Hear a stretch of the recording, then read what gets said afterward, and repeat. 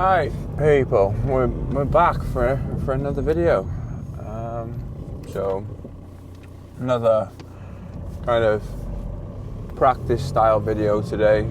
I've had kind of a couple of timing issues, shifts for work, kind of just spending time doing other things. So I haven't had that much time to practice, but I do get into a mad habit of just going into the garden and practice swinging golf clubs and trying to get in positions,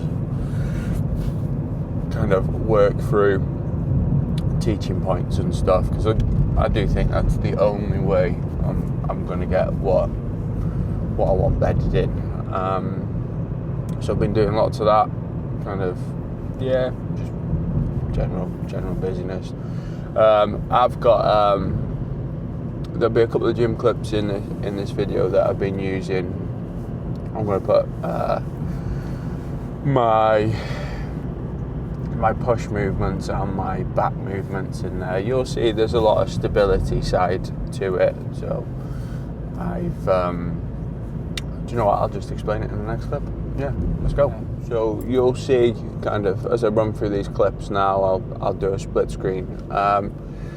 There's unilateral work, single arm work takes a big chunk of my gym training now, just so I can strengthen the parts of the body that I need to. Really, I've got a problem with my left shoulder blade, which I have mentioned in a recent video. Trying to strengthen that up, trying to get it to stabilize, and I feel like the way I've been training is the best way. With back movements, there's nothing kind of ground breaking really. Start off with a normal lat pull down and then do a single arm pull down, like a rope style pull through, or you could do a dumbbell pull over if you didn't like those. Basically, strengthen the lats. A lot of your power and your stability in your golf swing comes from those, so been working on them with kind of just keeping myself stable and my core kind of at the heart of everything that I do, and it has been working. You'll see when I put my combine tests up and share some videos swinging,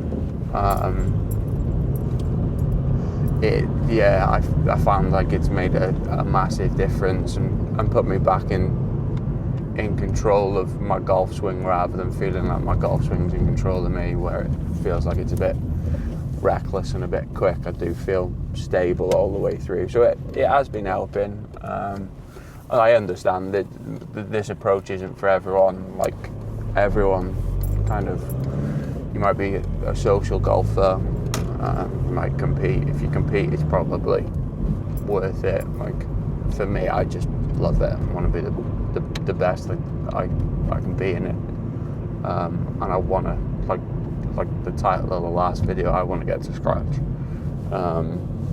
So it's easy to say but hard to do, so you gotta kind of utilize that practice time, which I've been doing. So with that, I'll dive in. I'll have a little deep dive, share some swings on this combine test. I did 3.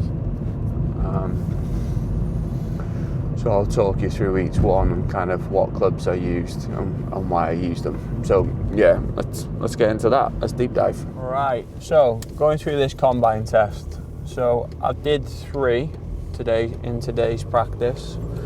So basically, to explain it properly, because I didn't in my Road to Scratch video, it's 24 shots total. You pick 2 yardages. I like to go with like wedge yardage, so like 60, 70, whatever, up to like pitching wedge, which is like 120, 130. That's like controlled, not trying to nail it. And then you pick like a medium yardage. This is just how I do it, which I do 9 iron, or so 9 iron to probably like 6 iron, 5 iron. And then the last part of the combine test is like driving, which I'm not a brilliant long iron player off the deck. So I use my 4-iron, my 5-wood, my 3-wood and my driver in that kind of section. That's what I kind of class as driving. So you hit 2 shots with each in sequence, smaller yardage, medium yardage driving, up until the time you hit 24, and then it gives you a score basically, and it does that through dispersion, accuracy with your longer clubs, obviously is it in the fairway, have you missed hazards, etc, etc. So I did 3 of those today. First test was 60 degree 7-iron driver, and I will put because you get like a little report at the end of it, I'll put that in. At the end of that, I'll put a few swings in, and then I'll put the score up to that, which is like unbelievable for me. I'll put all 3 pages in so you can see like what needs improving, which is wedges, I think, with that one. And I think that's feel. Hitting into a net is a little bit harder to gauge your distance, but it needs work. Second test I did was a gap wedge 52, so I put the flag out at 110. I used a 6-iron at 180, and then I played the 5-wood as the driving. Again, like results wise, there's a couple of scraggly ones in there, but all in all, very pleased with that, and kind of the result in it. It just shows that my practice and my gym work's paying off. And then the final one that I did was pitching wedge. I think I replayed the 6-iron but moved the flag to 170 just because of the findings that I had. I had it 180 in the first test, 170 in the second.